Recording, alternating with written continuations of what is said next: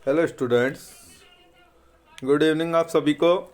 मैं आज आपको कक्षा 10 का जो संस्कृत का सिलेबस है वो आपको मैं समझाने के लिए ये वीडियो बना रहा हूँ। ये वीडियो मतलब आप अपलोड करूँगा कि डियर स्टूडेंट्स, जो कक्षा 10 का बोर्ड ने जो सिलेबस रखा है उसके लिए मैं आपसे बताऊंगा कि उसमें कितने क्या नंबर है। क्योंकि देखो, संस्कृत और हिंदी ऐसे पाठ्यक्रम है जो आपको ज़्यादा मार्क्स दिला सकते हैं। तो आपको बच्चे का लैंग्वेज में संस्कृत हिंदी में 90 और 90 से अबव नंबर लाते हैं। तो इसलिए मैं आपको बताना चाहता हूँ, देखो, तृतीय भाषा संस्कृत जिसे हम कहते हैं, परीक्षा आपकी बोर्ड की जो लगेगी उसमें पाठ्यक्रम समझ लीजिए। एक पेपर होगा संस्कृत का, समय है 3.25 घंटे का, नंबर है 80 नंबर का पेपर होगा। स्कूल में से 20 नंबर जाएंगे विद्यालय में से, तो टोटल हो जाएगा 100 नंबर का क्वेश्चन।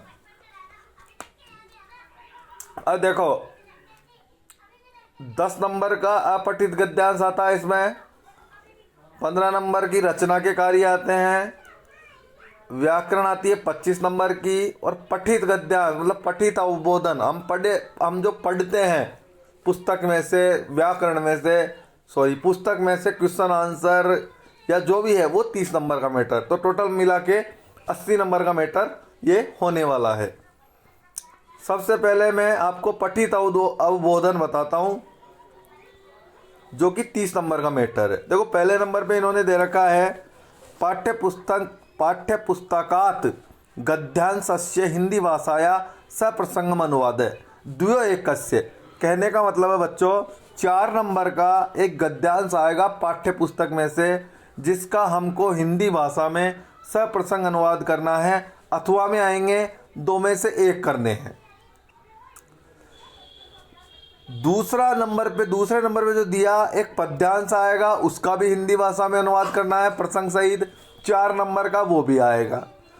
तीसरे नंबर पे बच्चों एक नाट्यांश आएगा, जो अपने पात्रों वाले नाटक चल रहे हैं क्लास में, संस्कृत की जो पुस्तक है उसमें जो पात्रों वाले पाठ है, पात्रों वाला जो पाठ है उसका हिंदी भाषा में सब प्रसंग अनुवाद 2 में से, तो 4 नंबर के। तो 3 अनुवाद आएंगे पाठ्य पुस्तक में से 4-4 नंबर के, जो टोटल हो गए 12 नंबर के।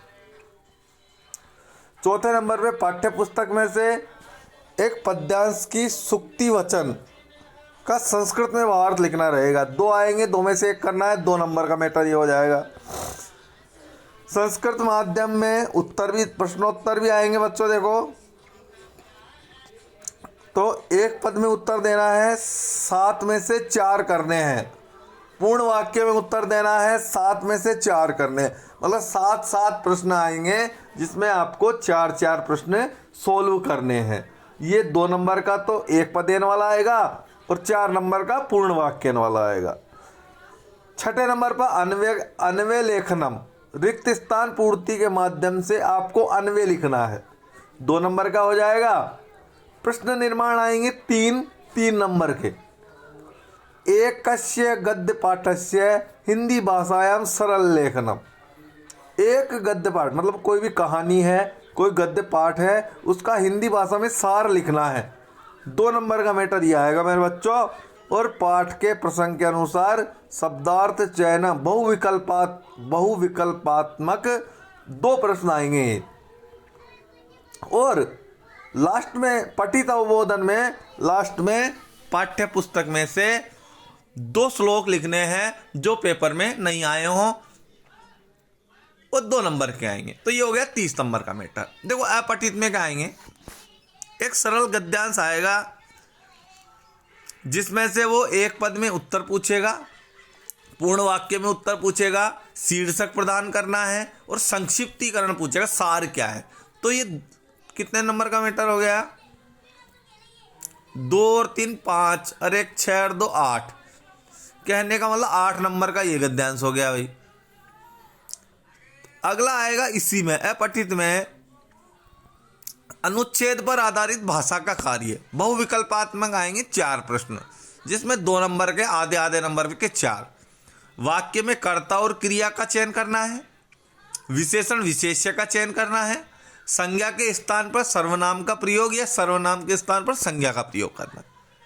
लास्ट में आपको क्या मिलेगा? पर्यायवाची मिलेंगे, विलोम पद मिलेंगे और चयन मिलेंगे। मतलब पर्यायवाची विलोम शब्द आपको ढूंढने हैं। पाठ्य पुस्तक के पूछेगा, पाठ्य पुस्तक के पीछे जो व्याकरण दे रखी है उसमें से ही आएगा।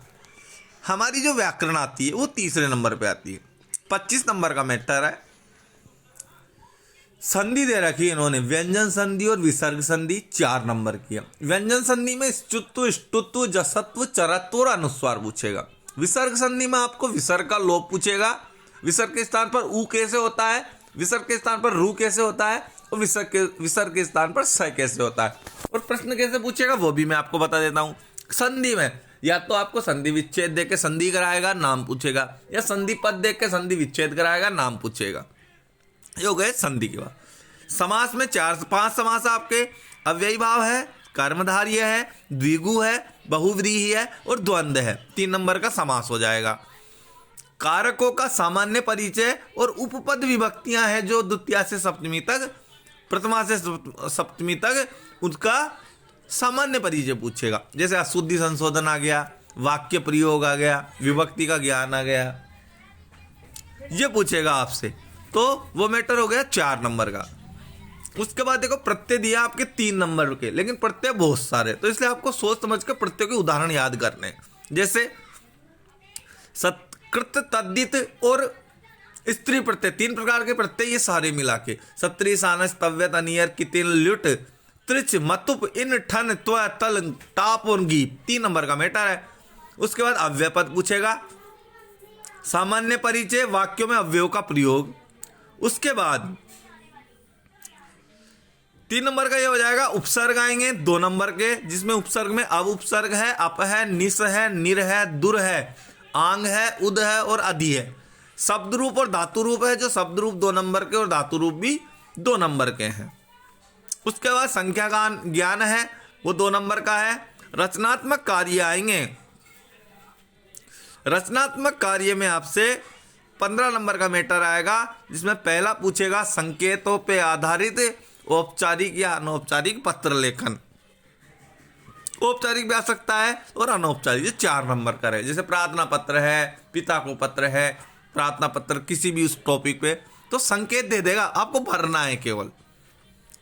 दूसरा पूछेगा चित्रों पर आधारित वर्णन या संकेत आधारित वार्तालाप लेखन। चित्र या तो चित्र दे देगा, कहानी बनाओ, या संकेत पर आधारित वार्ता मतलब बातचीत दे देगा 2 मित्रों के बीच की, गुरु शिष्य के बीच की, 4 नंबर का है। अनुवाद कार्य देगा हिंदी भाषा में 6 वाक्यों में से 4 वाक्यों का संस्कृत भाषा में अनुवाद करना, 4 नंबर का। और घटनाक्रम के संयोजन मतलब क्रम रहित वाक्यों को, 6 वाक्यों को क्रम से जमाना होगा, वो पाठ में से ही आएंगे। 3 नंबर का ये हो जाएगा। या अथवा में क्या आएगा?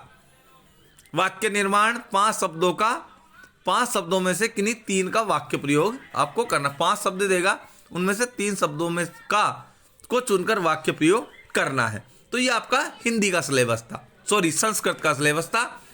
तो इसी सिलेबस को ध्यान में रखते हुए अपनी पढ़ाई को जारी रखें। परीक्षा में बहुत कम समय रह गया है, अर्धवार्षिक परीक्षा में भी अपनी तैयारी, क्योंकि वार्षिक परीक्षा में अगर आपको नंबर दिलाएगी कोई, तो वो है संस्कृत और हिंदी और इंग्लिश। चलो इंग्लिश में बहुत सारे बच्चे होशियार नहीं होते, लेकिन संस्कृत और हिंदी इन दोनों को हम अपना स्ट्रॉन्ग पॉइंट बना सकते हैं।